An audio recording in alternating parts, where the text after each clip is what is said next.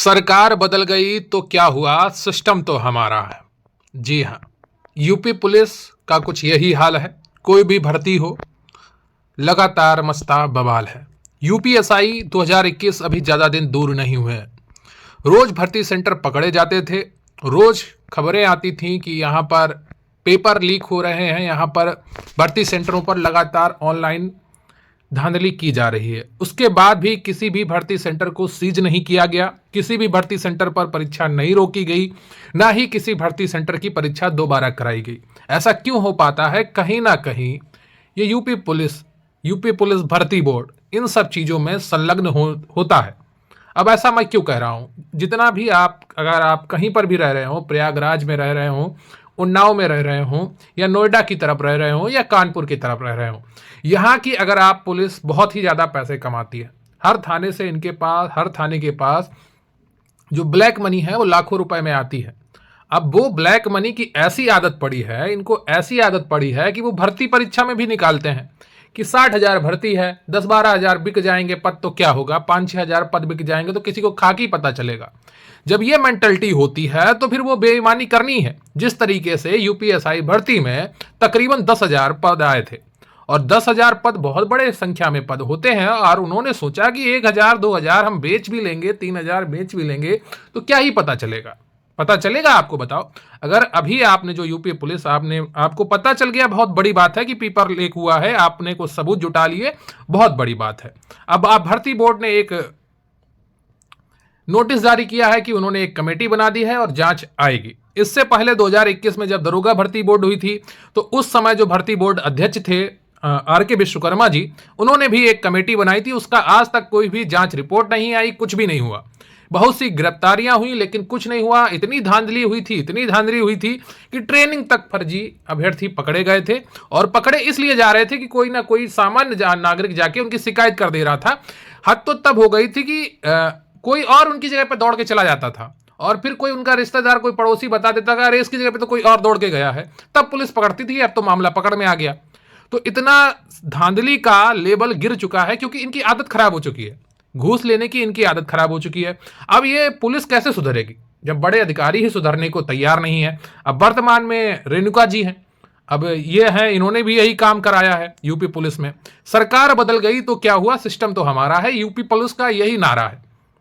देखिए, हो सकता है अभी आप में से कई टीचर जो आंदोलन कर रहे हैं कि यूपी पुलिस में जो पेपर लीक हुआ है उस पर आवाज उठा रहे हैं, उनमें से कुछ को उठा लेंगे, बाकी सब डर के बैठ जाएंगे। एक दो यूट्यूबर्स को उठाया भी है कि पेपर लीक की बात आई सामने।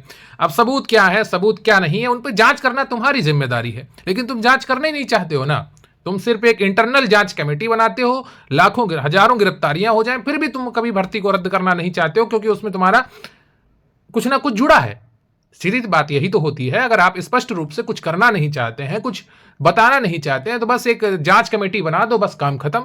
ना जाने कितनी जांच कमेटी बनी है, किसी का रिजल्ट नहीं आया। कानपुर में पिछले वर्ष एक गरीब माँ और बेटी जल गए थे, तो ये पुलिस और लेखपाल की कार्रवाई में ही घर में जाके आग लग गई थी और जेसीबी चला के वहां पर जल गए थे, और उसकी जांच कमेटी बनाई गई। आज तक उसकी रिपोर्ट नहीं आई है ना।